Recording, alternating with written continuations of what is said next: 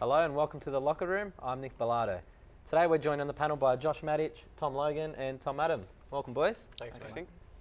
On this week's show, England has arrived on our shores for the Ashes and we'll look at Australia's preparation for the much anticipated series. And we'll see how the Socceroos are shaping up at the start of a new era under a new coach. We'll start the program with cricket, and local batsman Michael Spizeski enhanced his growing reputation in scoring 220 on the weekend for his club side Eastlake. Earlier in the week, he'd scored a century for the ACT Comets against Tasmania in the Futures League.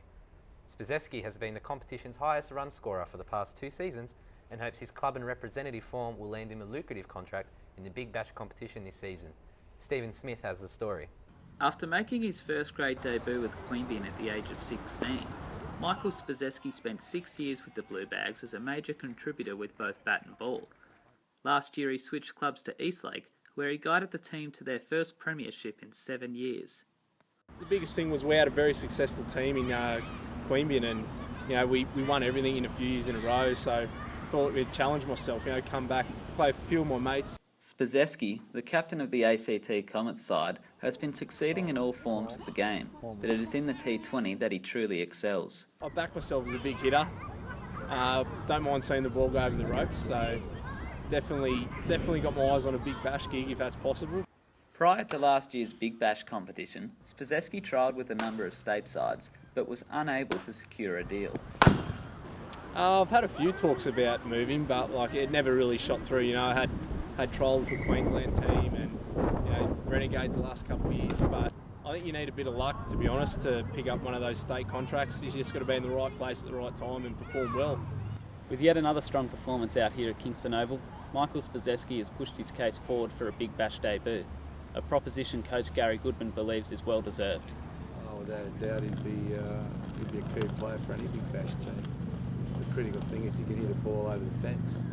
Spizeski proved last year he can handle international bowling when he hit legendary spinner Mutai Muralidharan for a 6 in a Comets friendly against the Melbourne Renegades, an achievement that the 23-year-old is rather proud of. Yeah, it was pretty big. I don't want to go into metres because I have no idea, but let's just say it wasn't in the facilities.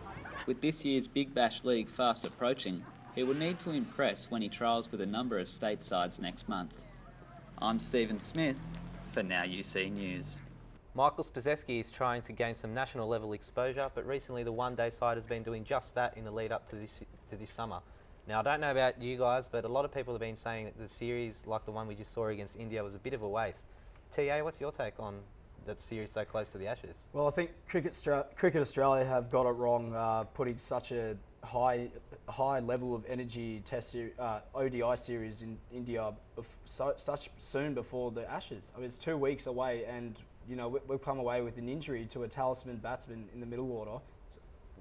There to say all-rounder, Shane Watson, and that's what are the positives out of this? We've got. Well, I guess one of the only positives really to take is that it was just good hitting practice for the boys, and we've just seen the emergence of some great players such as James Faulkner and George Paley, who have surely put their hand up for Ashes selection. Now, you've touched on one of the issues there. Watson's got an injury, and we've had a few standouts in the Ryobi Cup. Joshy, who do you think can step up into the Ashes squad this summer? Usman Khawaja definitely, particularly if Shane Watson is not fit in time for the first test. His form in that short Ryobi Cup series in Sydney was just awesome. Averaging in the mid-70s across each game, scored a very, very crucial 104 in the grand final of that series. And given that he does have more recent prior test match experience, for me, he's definitely the one to go with. We'll just see what the selectors go with, and hopefully we can get the earn back. To rugby union now, and Zach Holmes almost guided the ACT Brumbies to an unlikely finals berth in 2012 and was being touted as a potential Wallabies player. But after being left out in the wilderness this year by Jake White, Holmes has the chance to revive his Super Rugby career back where it all started in Western Australia.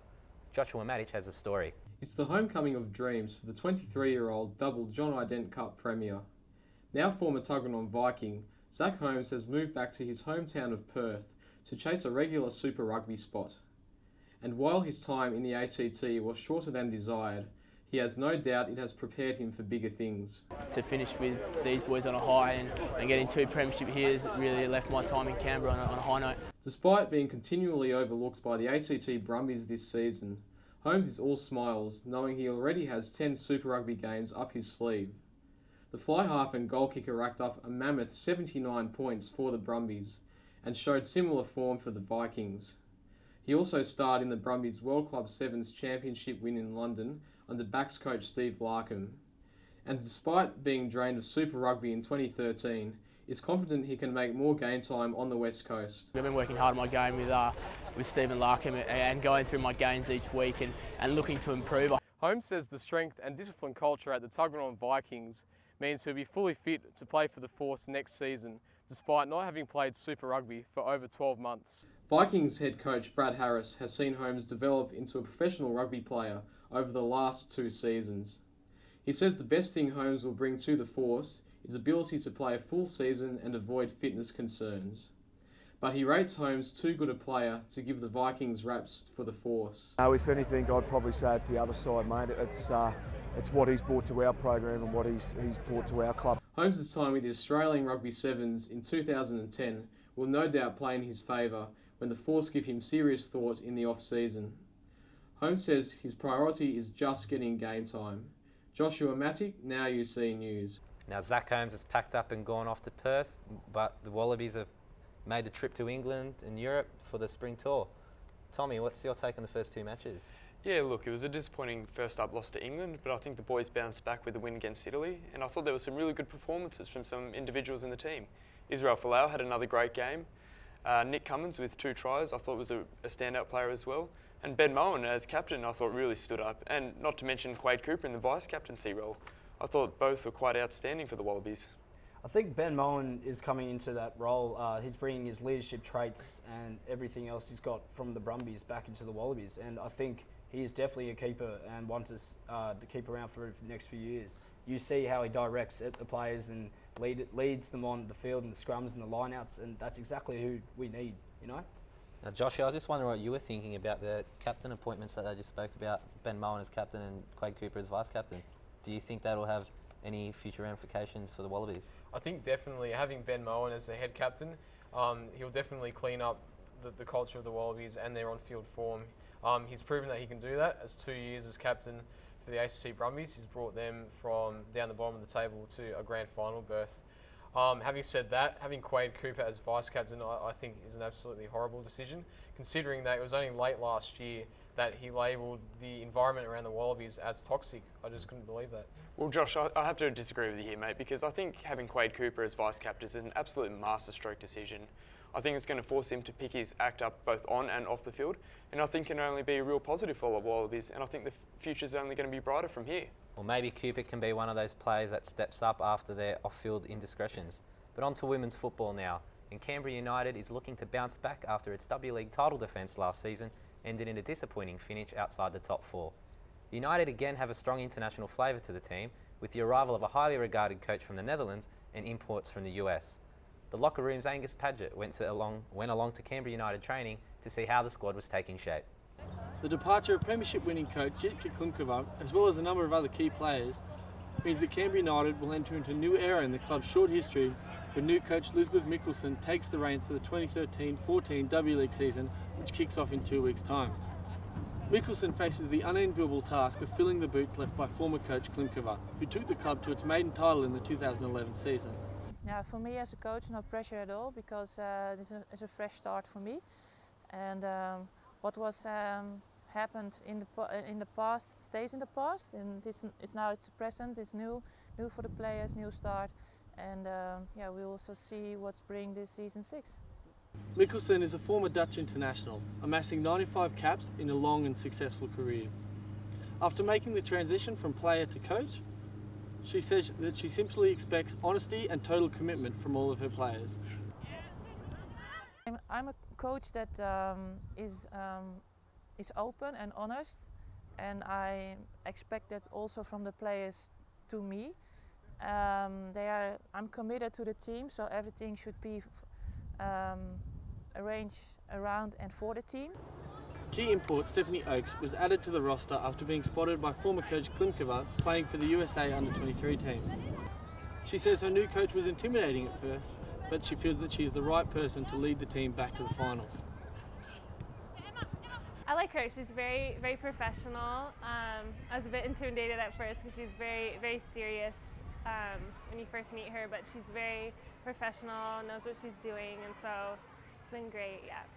Canberra United begin their journey back to the finals on November 9 against perennial powerhouses the Brisbane Roar. And with Mickelson at the helm, Canberra United look to be in safe hands. For UC Sports, I'm Angus Paget. Now, the Canberra United side is the only W League side that doesn't have any A-League affiliation. TA, what do you think that Canberra needs to do to get an A-League side in Canberra, considering that the FFA isn't looking to expand until 2016? Yeah, well, in that year, the 2016, I think Canberra's best chance will have to begin in the National Youth League, and they need a vision, and it needs to be nice and clear now. And what needs to happen is we need to keep the youth in the Australian Capital Territory and form a strong base, a fan base, and a lot of investment going into the squad. And I think this is possible with the Youth United club, that's been formed of a combination of Premier League players. They've gone to Central Coast and the Wanderers and come back with very impressive results. And I think all we need is a couple of dollars going to it. Well, touching on investment there, Tom, that's really where an A-League bid in Canberra is going to struggle. I think they would be looking at two major national teams in the Canberra Raiders for the NRL and the ACC Brumbies for the Super Rugby. Two very well established franchises who've been in Canberra for a long time now, about 10,000 members each. And with the financial backing with sponsors that they have, plus other external stakeholders, I just don't think an A-League team would keep up with them. Well, Josh, if you look back a couple of years ago, I think there was a meaningless friendly between the Socceroos and Malaysia. The crowd was about 20,000, and I think if the Canberra United A-League bid can really get behind the community and support them, I think they can consistently draw crowds that are quite a respectable size. And like TA mentioned, the local talents there. I mean, Tommy Rogic, a Canberra product, is now one of the regular up-and-coming stars in the Socceroos squad. And I think it's only going to be a bright future for Canberra from here. Now, speaking of Rogic, he has his first chance to impress new Socceroos coach Ange Postecoglou next week when he takes on the Socceroos for the first time against Costa Rica. Is that the shot on the arm that the national side needs coming up to the World Cup? Yeah, look, I think there needed to be some change. And I think putting Postecoglou in there is going to be a bit of an interesting decision. He's definitely going to fire up the players and embrace that Aussie spirit. But I think once he gets his own players in there, he's going to need time, Postecoglou. But I think he will do a decent job enough for us in the World Cup in Brazil. I just don't think the timing is right, bringing Ange in at such a crucial stage in our preparation for Brazil 2014. I mean, we do have a good crop of players, and it's there, it's obvious. The young talent and the desire's there, but I just don't think keeping the excess, the dead wood, such as Lucas Neal, Mark Schwarzer is gone, and I think that's a good thing because we finally got some goal keepers that will come through. But I just don't think that Ange is just the right one. We needed a world-class player, and Ange going under someone else's wing and progressing forward. And I'll give him Costa Rica first trial. If he doesn't do any, that's about it. Right, well, his first test is against Costa Rica, and we'll see how he goes. But unfortunately, that's all the time I got for the locker room this week. Thanks to our panellists, Josh, Tom and Tom. Thanks, Nick. For all the latest news, go to our website nowuc.com.au. We'll catch you at the same time next week. You've been watching The Locker Room.